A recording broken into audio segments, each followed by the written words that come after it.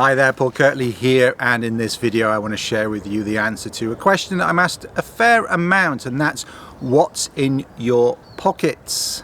So yes, today I want to share with you what is kind of my standard, very common pocket loadout, if you like. And I don't think any of this will be massively surprising. Hopefully it's kind of reassuring that maybe yours is very similar. Maybe it'll give you some ideas that weren't there. Maybe it'll give you some inspiration to simplify what's in your pockets, because I know a lot of people walk around and they're jangling around with loads of stuff in their pants, and you know, they need a belt and suspenders just to keep them up, because you know, otherwise they'd fall down.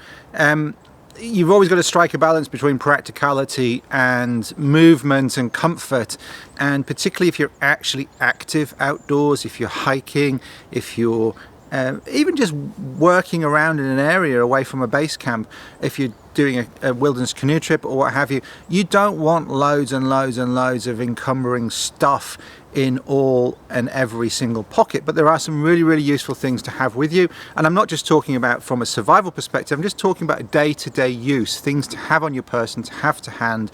And that's really where my pocket setup intersects, really. There are some things that I always want to have on my person in a wilderness, and there are some things that I always want to have on my person just for convenience, and that's the kind of intersection of where I get. I'm not trying to build a survival kit into my pocket. I'm also going to have, you know, a jacket. I'm also going to have at least a day pack. I can layer things in that way, and I've done other videos about other aspects of that, but this is really what's always in my pocket, regardless if I'm working here in the area where I teach bushcraft courses, if I am on a wilderness canoe trip like the one I've just come back from. I've just been in Canada for a few weeks running a trip on the Missinaibi. They've been through the wash, but this is the shirt, one of the shirts I was wearing on the Missinaibi, and these Fjallravens, the trousers that I wore on the Missinaibi both during the day when I was paddling and in camp at night. And so these are things that I, you know, this is stuff that I use all the time. But equally, I have Lundhags trousers that have got very similar setup. So this is the first thing. It's like, what's the setup of your pants? So most pants have got like hip pockets here, so we can make use of those. And a lot of outdoor pants have got thigh pockets, at least one thigh pocket, but often they have two. And these Fjallravens have three, but I kind of really treat this like one here, and I just organize things here.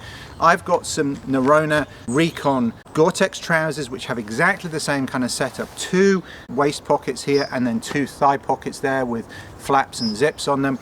Equally, I've got Lundhags hiking pants that have got a very similar setup. They're a bit more flexible in the knee. They're not as durable in the knee as these Fjallravens, which is why I tend to wear the Fjallravens for teaching and for paddling, because you're kneeling a lot, and you know, you're doing bow drill when you're teaching, or lighting fires, or teaching people, or helping people with things down on the ground, or kneeling down and digging up plants, or whatever you're doing on a bushcraft course. And equally, if you're paddling, you're kneeling a lot of the time, particularly if you're doing whitewater. So these are kind of my stock outdoor trousers, and then I've got some others that are maybe slightly more attuned to hiking, and others that are better for wet weather or cold weather, but basically they all have very similar pocket setups. And even a pair of, you know, Carhartt cargo pant shorts, which I'll wear in the summer, they've got the same setup. They've got two pockets here at the waist, and they've got two pockets there at the thigh, and so you can have the same setup in each of the different sets of pants or trousers or shorts or whatever you want to call them.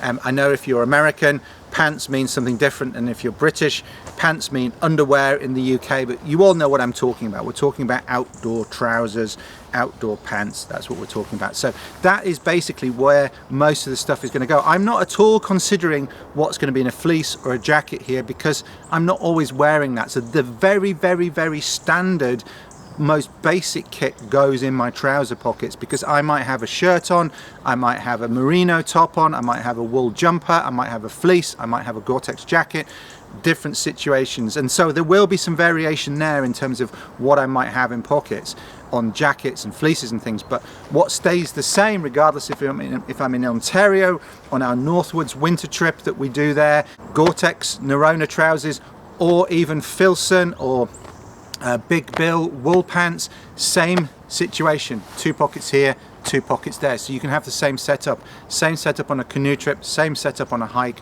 if you want to. So that's the first thing, kind of make sure that the vehicle is right for the setup that you want to have.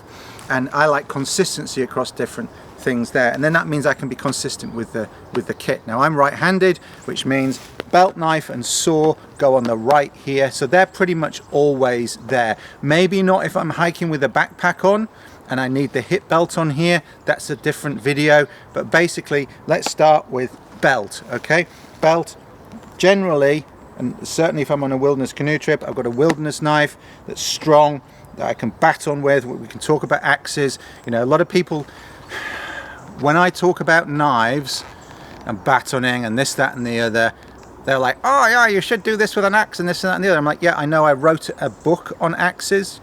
You can go and read that if you want to know what I think about what you can do with an axe, but I'm just talking about what I've got on my person. I can't always have an axe on my person.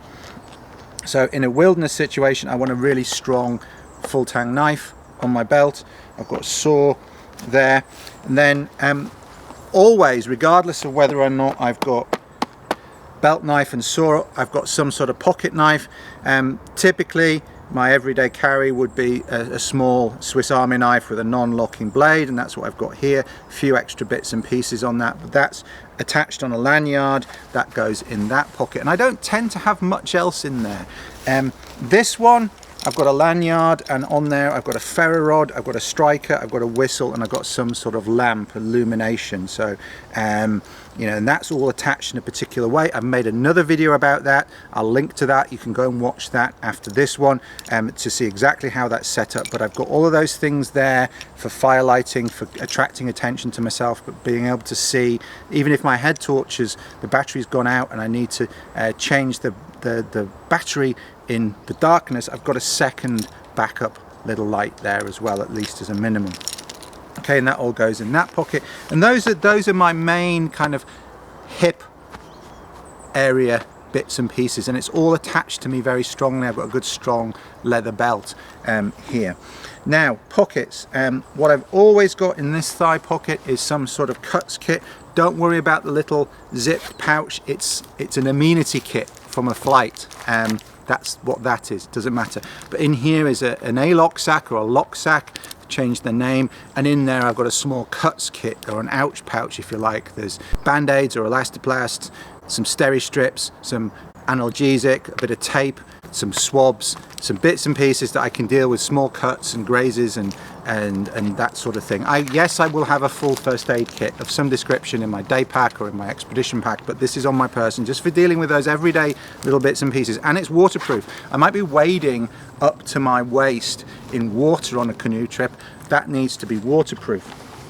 And on that front, what I'll often have in my pocket is some sort of tinder pouch, and this is like an oilskin tinder pouch, and I've got some birch bark in there. I've also got some of the Swedish wax paper, the tan paper in there, but I don't really want to be soaking that in water all the time. But certainly often that's in my pocket, but it could also be in my pack, or it could be in the like a Napoleon pocket on a jacket. So that does move around a little bit, but it does live some of the time, particularly when I'm not wearing a jacket and I'm not likely to be wading in water. It does live in that thigh pocket there, along with the first aid kit, and that is quite slim. It's not too uncomfortable to go in there. The other thing that I tend to have in here, there's a little, I think it's supposed to be a mobile phone pocket on the inside of these pants. I put a sharpening stone in there. I know some people like to carry a sharpening stone on their knife sheath.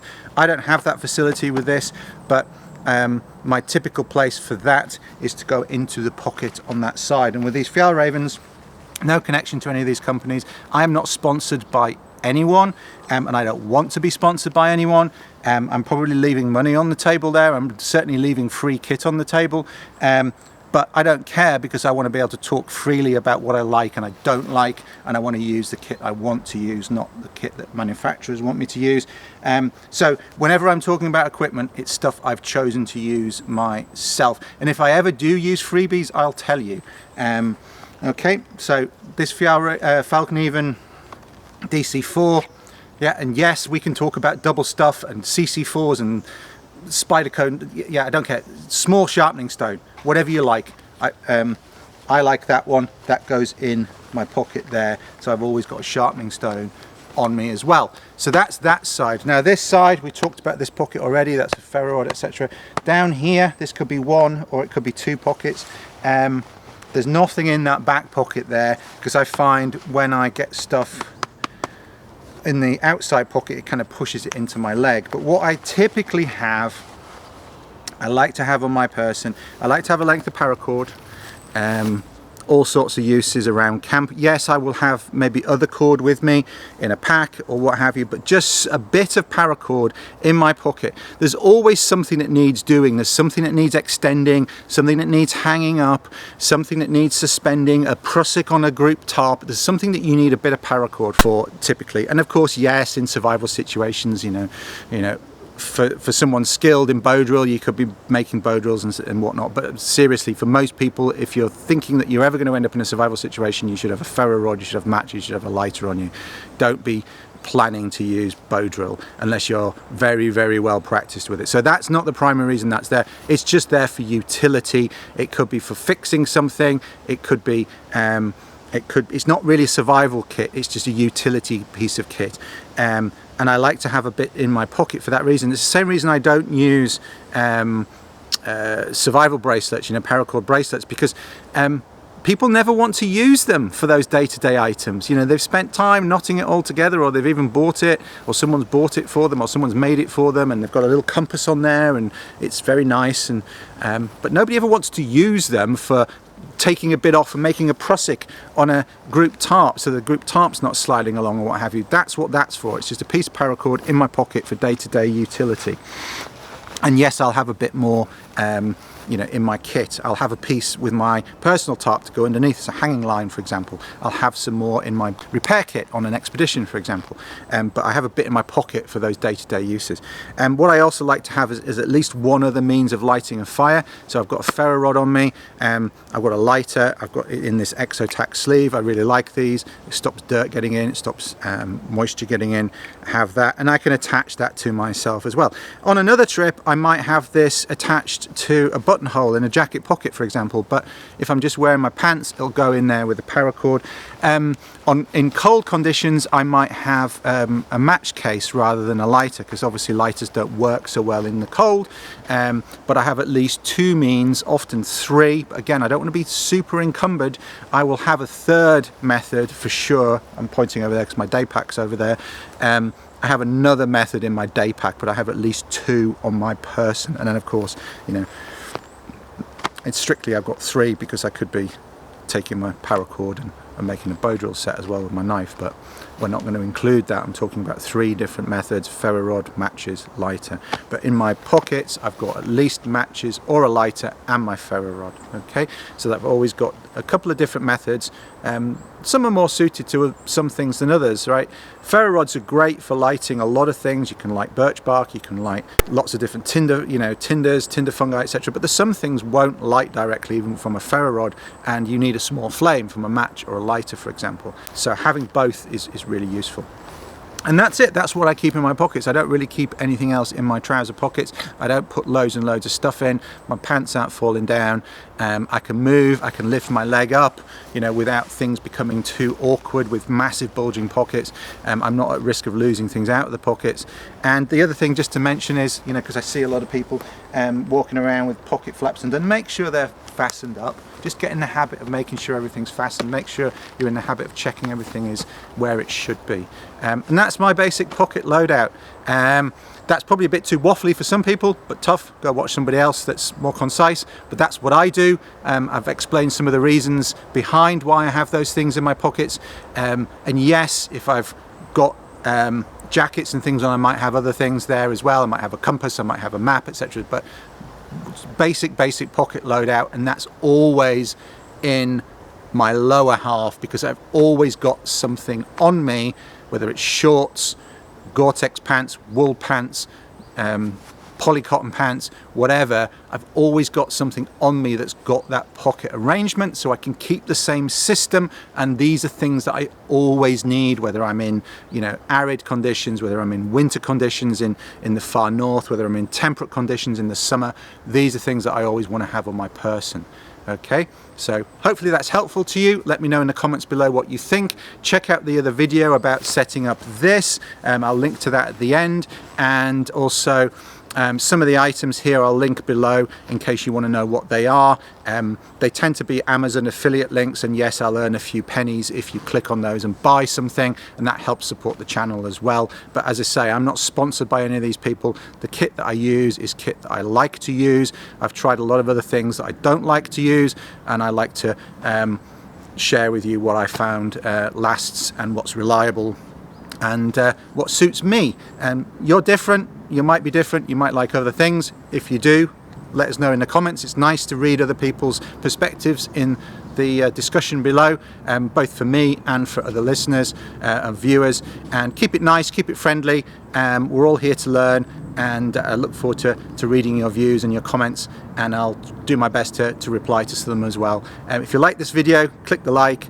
If you like this type of video, subscribe. You know the score with YouTube. It helps. It does help if you're a subscriber. It does help me, my videos get out to other people if you like it. It does help if you comment, and of course if you share it with other people that you think might find this interesting or useful, that helps as well. And I look forward to seeing you on another video before too long. Take care. Cheers.